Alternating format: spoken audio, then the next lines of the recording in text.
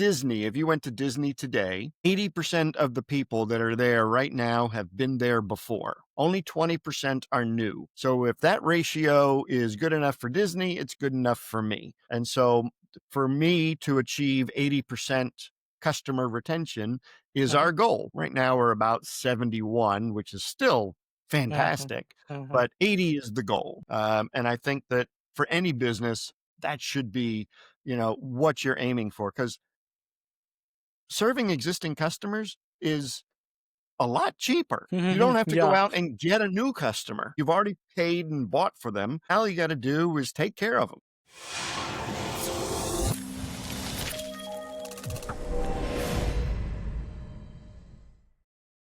Welcome to the Genius Talk podcast. I'm your host Atul Raj from the bestemailmarketer.com, and today we have Vance Morris with us. Vance, thank you so much for joining. I appreciate it. We'll have some fun today, I hope. Yep, we will have a lot of fun. Okay, so for our listeners who don't know you, can you tell them who you are and what do you do? Sure thing. So now, excuse me, actually, I have a couple of businesses here in Maryland. I own 3 home service businesses, and I took all of my Disney knowledge, put that into those 3 businesses, and now they essentially run on autopilot. I got a general manager who takes care of it. I spend about 90 minutes a week on those 3 businesses. So it really shows the power of systems and processes, which gives me free time to do what I love doing, which is consulting on customer experience and customer retention. As you and I both know, the customer experience is pretty bad in most places.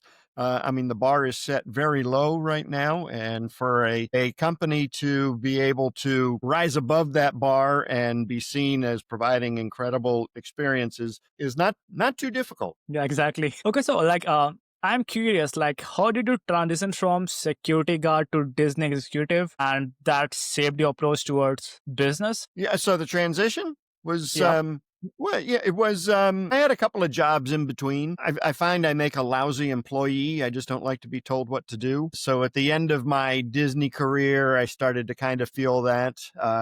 So I went and I had some contracts with some hospitality groups along the way. Again, I found I just did not like to be told what to do. Yeah. Actually got fired once, which was, well, it is what it is. And so I started my own businesses, and that's been going now for about 19 years. Yep. You know what? I can totally understand that because I also don't like when somebody told me what to do. Yeah. Yeah. It drives me, I mean, if they know what they're talking about, great. I'm all ears. But if they are, pardon the expression, but if they're idiots, I Yeah. just sometimes think I know a little better. Yes. Okay. Can you tell us how much system impacted your life? You said 90 minutes, right? Yep. So I think many people don't understand the value of systems. So can you elaborate? Yeah, sure, certainly. So when I got to Disney, that's actually one of the first things I learned was that Disney runs on systems and processes. I didn't learn to pick up trash or smile or be nice. The first thing I learned was the system on how to open and operate a Disney resort or a Disney restaurant. And I mean, they have a system for everything. You want to change a bus tire, they got a process for it. You want to carry a tray in a restaurant, they got a process for it. And what I found is that processes and systems give us freedom. So as I was growing my businesses here in Maryland, I documented everything and made sure that there was a system and process for everything. So there's a operations system, there's a marketing system, a customer experience system. And when I was ready to, hand the reins over to a general manager, all I had to tell him was, don't screw with anything. Just manage the systems. Now, if you come up with a great idea or, an improvement, great. We meet once a week, every Friday for an hour. And that's the time that we can talk through new ideas, new improvements, efficiencies and things like that.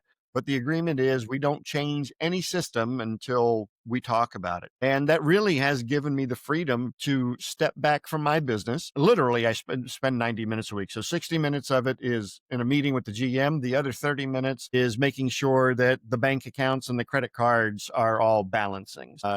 And those are really the 2 items that I take care of in three of my businesses. You know what? I think even after understanding the value of systems, sometimes we just believe that it's not possible. Okay, and I think we just self sabotage. Yeah, I mean, a lot of people don't like systems or think that they hold you back. And it's really far from the truth. I mean, a system gives you freedom and it allows employees also to, if they know their job, I mean, literally by like muscle memory, by rote, they don't even have to think about it.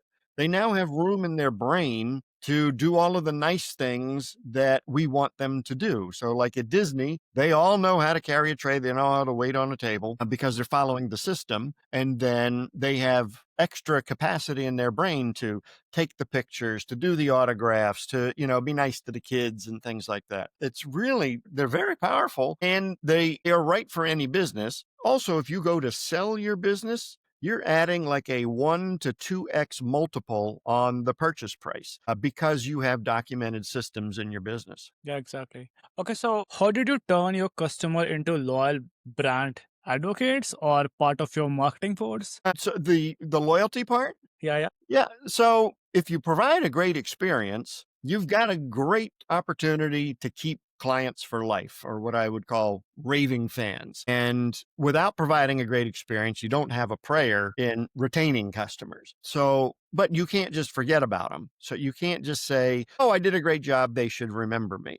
Because it's not the customer's job to remember you. It's your job as the business owner to remind the customer that you exist. So you have to have a process in place that continues the emotional connection, that continues the relationship after they've consumed your product or used your service. Because most people, I mean, unless you're, a funeral director, you're probably not going to have too many repeat visits there. Yeah. But, for most service businesses, most product businesses, Yeah. you're going to have customers that come back again and again and again.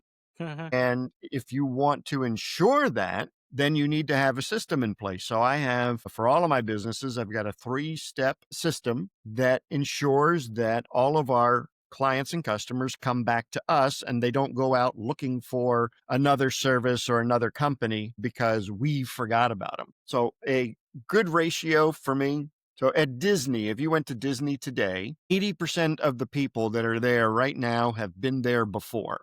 Only 20% are new. So if that ratio is good enough for Disney, it's good enough for me. And so for me to achieve 80% customer retention is our goal. Right now we're about 71, which is still Mhm. fantastic, Mhm. but 80 is the goal. And I think that for any business, that should be, what you're aiming for, because serving existing customers is a lot cheaper. You don't have to go Yeah. out and get a new customer, you know what I Yeah. mean? So Yeah. you've already paid and bought for them. Now all you gotta do is take care of them. Yeah. By the way, you said like three-step process. Can you talk about that? 3-step process? Sure. Yeah, yeah.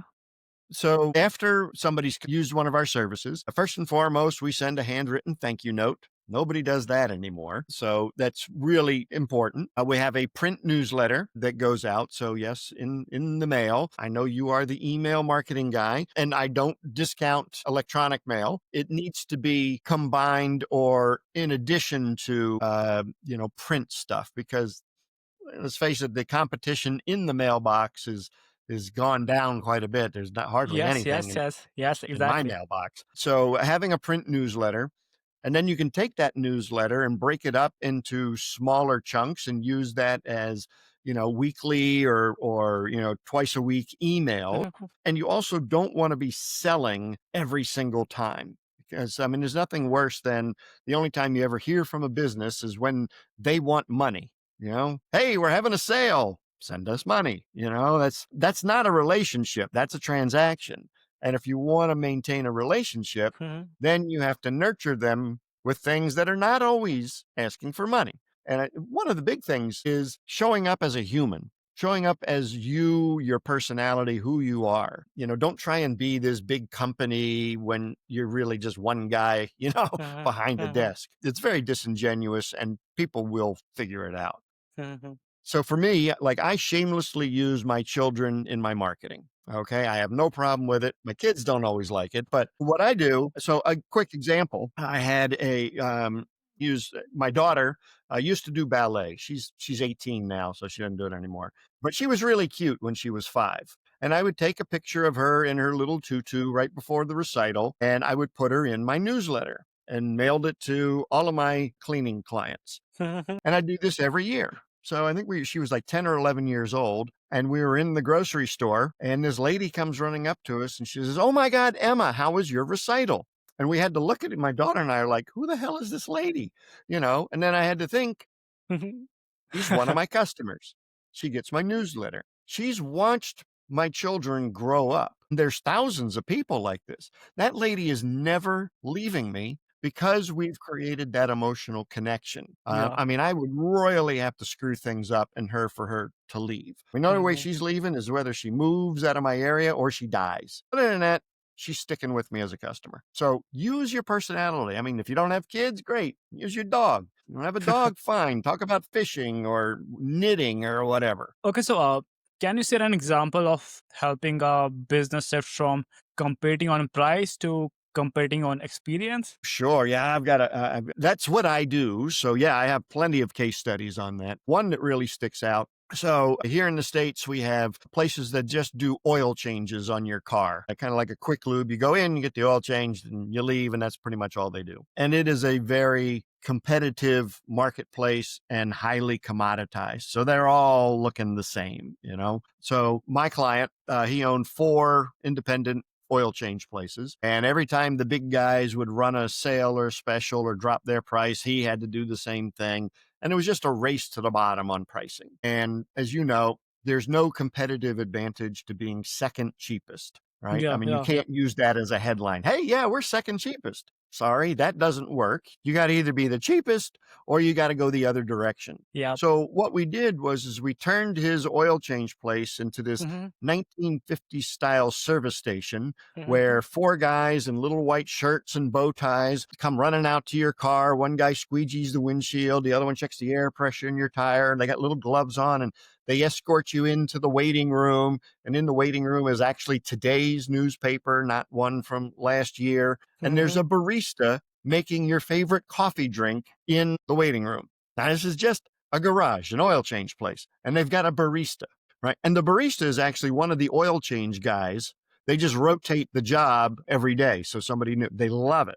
So the result of all of this coffee, Mickey Mouse stuff for this oil change place is currently he's charging 55% more than his closest competitor. And he's got a competitor 2 doors down from him on the same street.